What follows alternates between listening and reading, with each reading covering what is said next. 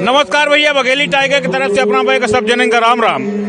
पूरा देश राममय है, पूरा मध्य प्रदेश राममय है, पूरा भारतीय जनता पार्टी के कार्यालय राममय है। लेकिन सबसे बड़ी बात यह है कि कल भगवान राम अयोध्या के मंदिर में गर्भगृह में स्थापित हुई। ओके पहले भाजपा के प्रदेश कार्यालय में बड़ा अखंड रामायण के पाठ आयोजित किए जा लगे। और सबसे बड़ी बात यह है कि यहाँ पर जो दृष्टिबाधित लोग हैं उनका मौका दिन का है, उनका मंच दिन का है। और ये सारी चीज करे में अगर बात की जाए, ये सारा एंटिक काम जो अगर के सोचत है तो राघवेंद्र शर्मा जी, यहाँ राघवेंद्र शर्मा जी हमेशा कुछ अलग सोचा था।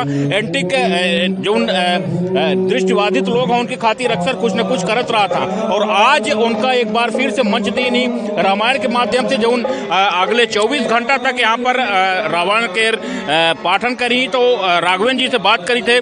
सर, सबसे पहले तो बहुत बहुत धन्यवाद आपको, क्योंकि जिस प्रकार से आपने इनको मंच दिया है, क्या कहेंगे? सबसे पहले तो आपको बहुत बहुत राम राम।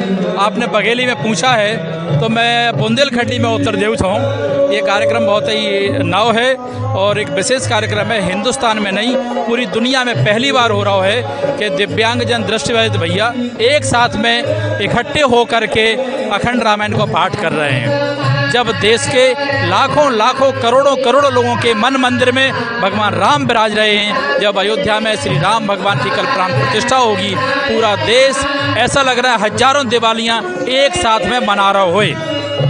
ये कल तक चलेगा, क्योंकि कल जब भगवान राम गर्भगृह में स्थापित होंगे उसके बाद वहाँ पर आप यहाँ अलग से और क्या कुछ खास करने जा रहे हैं? आज 12 बजे जो अखंड रामायण का पाठ शुरू हुआ है और कल 12 बजे समाप्त हुई है। जब 12:29 पर प्रधानमंत्री और देश के प्रमुख लोगों के प्राण प्रतिष्ठा का कार्यक्रम चल रहा होगा, तो हम सब लोग अखंड रामायण का पाठ पूरा संपन्न करके इसी LED स्क्रीन पर उस कार्यक्रम को देख रहे होंगे। और ये सारे दिव्यांग भाई बहुत प्रसन्न हैं। सबका यह मानना है कि जब हम भगवान के दर्शन करते हैं तो आंख बंद करके करते हैं, लेकिन हमारे दिव्यांग भाई तो 24 घंटे भगवानमय रहते हैं, तो साक्षात भगवान ही भगवान को आवाहन कर रहे हैं। ऐसा कार्यक्रम है। जो एक सवाल और बनता है जो पहले करना चाहिए था, आप हमेशा कुछ अलग करते हैं, अलग एंटिक करने की कोशिश करते हैं। हमने देखा था कुछ दिन पहले आपने 1-1.5 महीने पहले मोदी जी के मन की बात का 3 दिनों तक कार्यक्रम रखा था, बड़े लोगों का उसमें व्याख्यान था। ये अचानक आइडिया किस प्रकार से आया आपको? हम जब भी सोचे तो दिव्यांग भाई ऐसे लोगों के बारे में सोचें जो समाज में पिछड़े हैं, जिनको उतना स्थान नहीं मिल पाया है, अपने अवसर नहीं मिल पाए हैं, किसी तरह के अभाव में रहते हैं। ऐसे लोगों के बारे में हम विचार करते हैं, क्योंकि दीनदयाल उपाध्याय जी ने कहा था कि अंतिम छोर के व्यक्ति के बारे में सोचना चाहिए। तो हम उसी विचार को आगे बढ़ाते हुए, उसी विचार को आत्मसात करते हुए करते हैं। जब भी कुछ अच्छा विचार आता है तो दिव्यांग भाई सबसे पहले याद आते हैं और हम सब मिलकर के बहुत अच्छा कोई ना कोई कार्यक्रम करते हैं।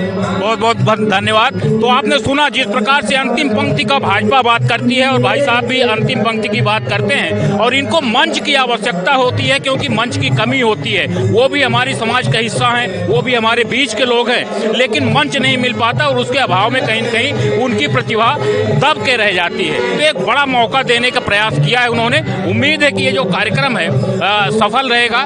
तो आप लोग जुड़े रहिए बघेली टाइगर के साथ। इसी प्रकार से बघेली टाइगर को देखते रहिए, सब्सक्राइब कीजिए। धन्यवाद।